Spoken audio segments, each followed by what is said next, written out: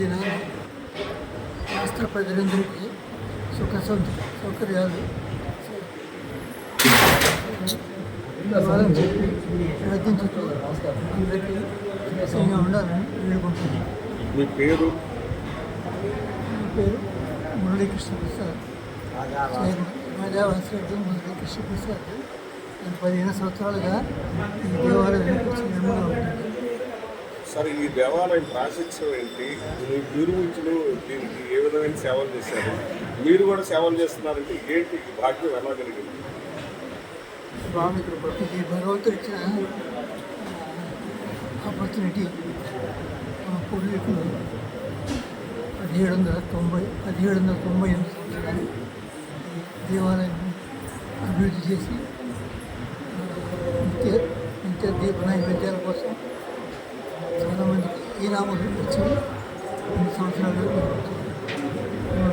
ప్రస్తుత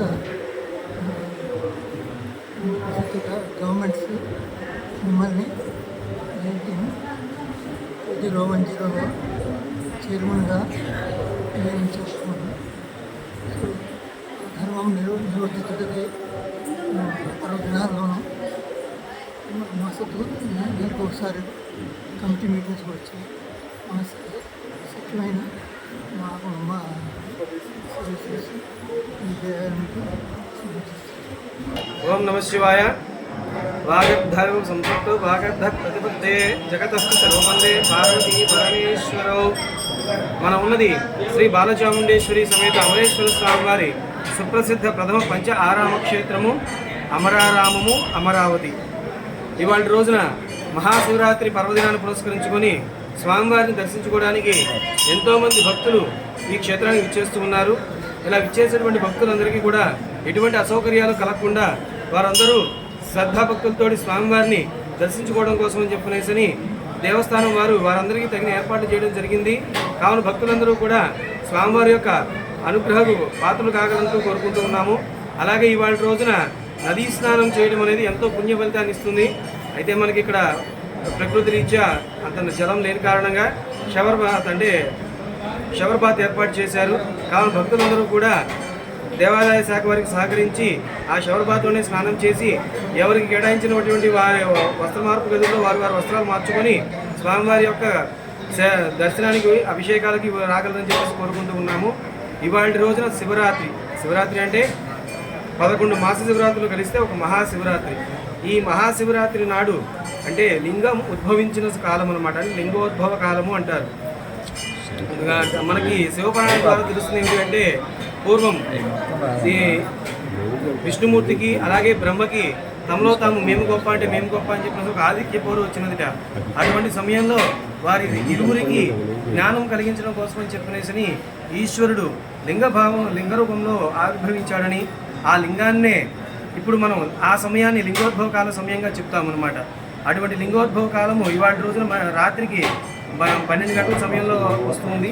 కావున ఈరోజు సాయంత్రం రాత్రి 9 గంటల నుంచి లింగోద్భవ కాలం పూర్తయ్యేంత వరకు కూడా ఇక్కడ స్వామివారికి లింగోద్భవ కాల అభిషేకాలు జరుగుతాయి. కావున భక్తులందరూ కూడా ఈ లింగోద్భవ కాల అభిషేకాన్ని తిలకించి స్వామివారి యొక్క కృపకు పాత్రలు కావాలని కోరుతున్నాము.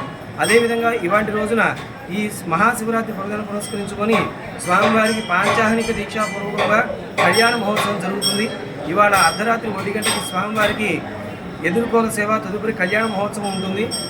ఈ కళ్యాణ మహోత్సవంలో పాల్గొన్నట్లయితే భక్తులకు సంబంధించినటువంటి ఈతి బాధలు కానివ్వండి, కళ్యాణానికి సంబంధించినటువంటి ఇబ్బందులు కానివ్వండి, సంతానానికి సంబంధించిన ఇబ్బందులు కానివ్వండి అన్నీ తొలగిపోయి వివాహం కానీ వారి వివాహం చేసుకోగలగలిగి అలాగే సంతానం పొందగలరని చెప్పి చెప్తూ ఉన్నాము. కావున భక్తులందరూ కూడా తమ ఈ అవకాశాన్ని వినియోగించుకొని స్వామివారి కృపకు పాత్రలు కావాల్సిందిగా కోరుతున్నాము. ఇవాళ రోజున అంటే శివరాత్రి రోజున భక్తులందరూ జాగారం చేయాలట. జాగారం చేస్తూ శివనామ స్మరణ చేయాలి, ఉపవాసం చేయాలి. ఉపవాసము అంటే కేవలం బుద్ధి మానేసి కూర్చోవడం అంటే తిని మానేయడం కాదండి. స్వామివారి మీద మనసుని లగ్నం చేస్తూ శివనామ స్మరణ చేస్తూ ఉండాలి.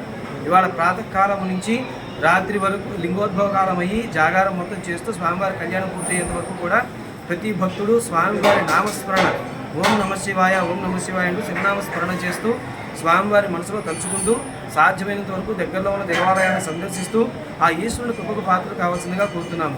ప్రతి ఒక్కరూ కూడా శివనామస్మరణ అనేది చేయాలి. జాగరణ ఇవాళ సాయంత్రం వరకు జాగరణ చేయాలి. అందుకు ఇవాళ ఉపవాసం ఉండాలి. ఈ క్షేత్రానికి వచ్చే భక్తులందరూ కూడా స్వామివారికి జాగరణ చేస్తూ ఉపవాసం చేయడం కోసం చెప్పనేసని వారికి కావాల్సిన ఏర్పాట్లన్నీ కూడా దేవాదాయ శాఖ వారు చేయడం జరిగింది. కావున దేవాదాయ శాఖ వారి ఆధ్వర్యంలో జరుగుతున్నటువంటి ఈ ఏర్పాట్లన్నింటినీ కూడా భక్తులు సద్వినియోగం చేసుకొని స్వామివారి యొక్క అనుగ్రహ పాత్రలు కావాల్సిందిగా కోరుతూ ఉన్నాము. ఓం నమః శివాయ.